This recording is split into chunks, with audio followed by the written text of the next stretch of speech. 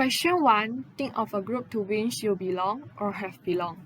Trace its development through the stage of group development as shown in Exhibit 10.2. How closely did its development parallel the group development model? How might the group development model be used to improve this group's effectiveness? There are 5 stages involved in the group development model, which are forming, storming, norming, performing, and adjourning. In forming stage, group members first introduce to each other. The group's purpose, structure, and leadership is uncertainty.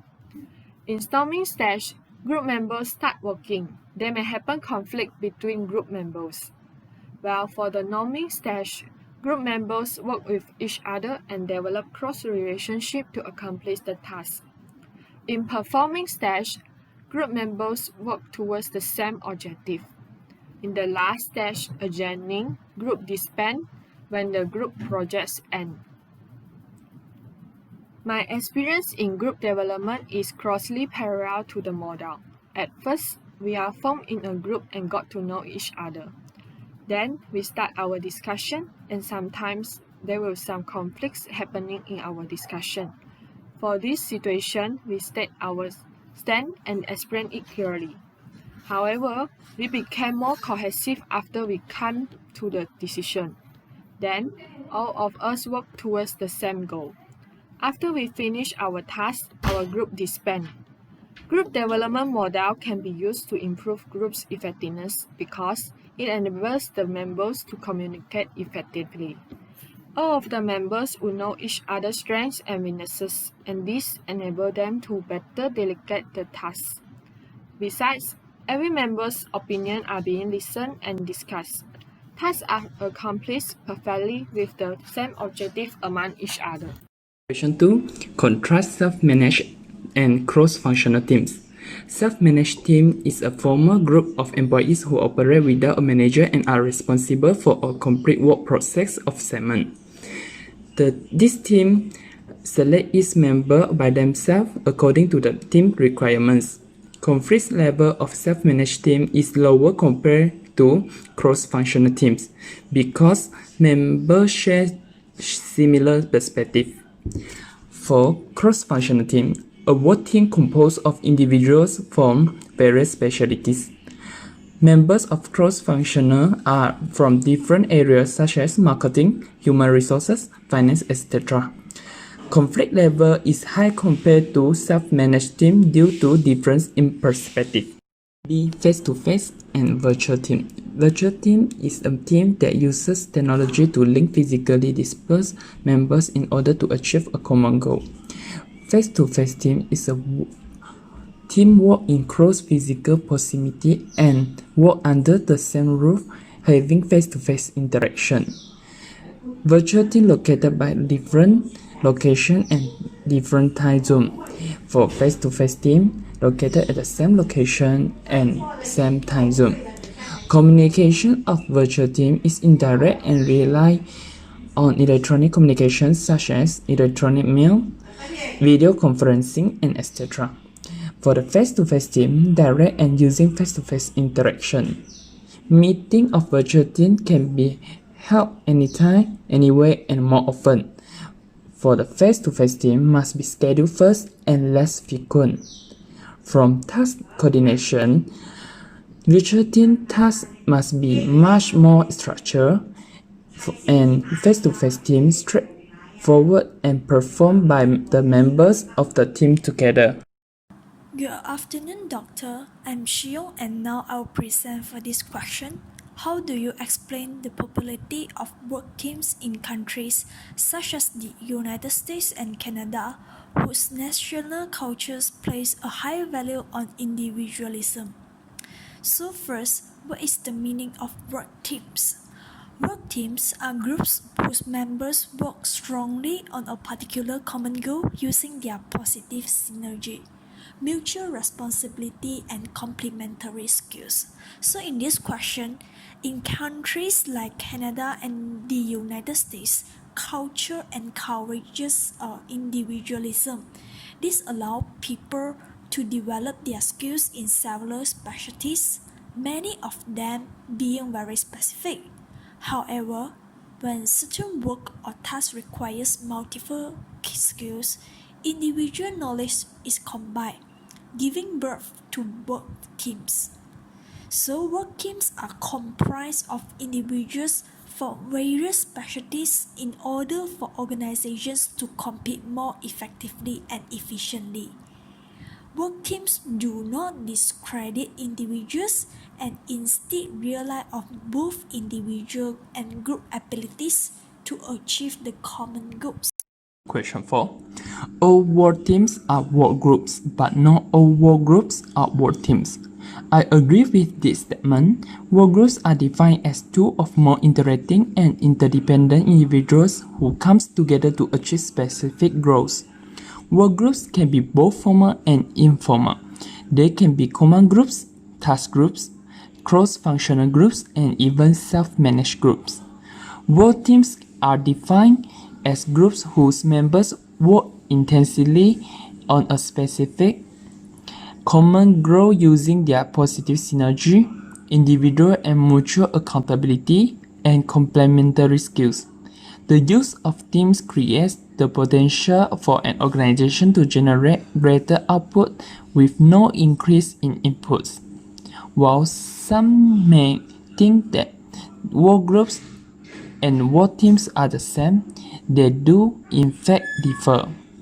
A work group is a group that interacts primarily to share information and to make decisions that will help each group member perform within his or her area of responsibility.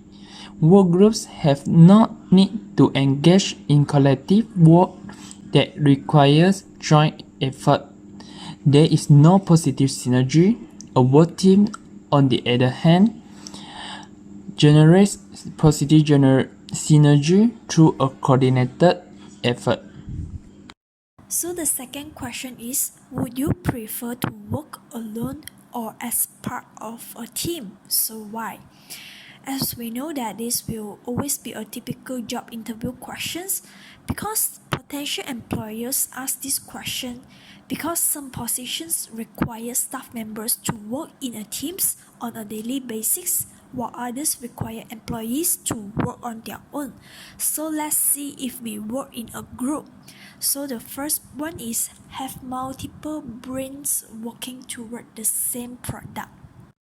I found that having multiple brains working toward the same final product was very beneficial. I know that being cooperative, open-minded, and focused are important aspects of being a successful team member. So the second one is I will be feeling more motivated. I enjoy having other people around to bounce ideas off.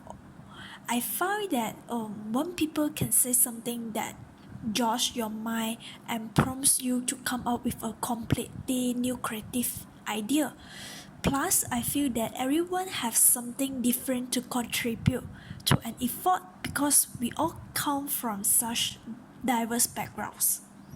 So we see another side is if we work independently. In my opinion, there are too many factors that can be missed when people congregate together in groups of 3 or more. So I will prefer we can focus much better on the task at hand. I will always be someone who needs peace and quiet in order to concentrate and perform well. If it's too noisy or there's too much going on around me, I can't formulate my tasks. So it all depends on you and depends on your employer. 6. To have a successful team, first find a great leader. What do you think of this statement? Do you agree? Why or why not? So my answer is I agree with this statement. So in order to form a functional and solid team, you have to have the right leader. Having a strong and efficient leader will lead to having a strong and effective team because the leader can pick individuals that will work well with their leadership and direction. So as a leader, you always try to find individuals with the same goals and sometimes even the same common interests to up make the work environment more synchronized. If you start with a team and try to find a leader afterwards, you may upset a team member that wanted to move up or bring someone into a group that doesn't mesh well with personalities. So that's why I agree with this statement. 6. What traits do you think good team players have? Do some research to answer this question and write a short report detailing your findings using a bulleted list format. Strong team players are the backbone of any team. When others fail, these are the people who venture on with strong resolve and persistence, committed to getting the job done. Most people can list the qualities of bad team members without struggling too hard, but do you know what traits great team players share? First, a positive attitude. Your attitude has a big impact on your team, whether it is positive or negative. If even one member of a team has a negative outlook, it can quickly influence the whole team, making everyone more seen. Do your best to stay positive when working with your team. Tackle challenges as they come, and don't let setbacks get you down. Positive thinking pays off, so be sure to do everything you can to keep your mood up. Second, communication skill. Team cannot be successful if their members don't communicate effectively. While it can be tempting to focus only on your work, make sure to keep your colleagues updated with your status on different projects so that everyone is on the same page. When you are communicating with your team, it is also important to be open and honest. This promotes trust and improves the efficiency of the entire team.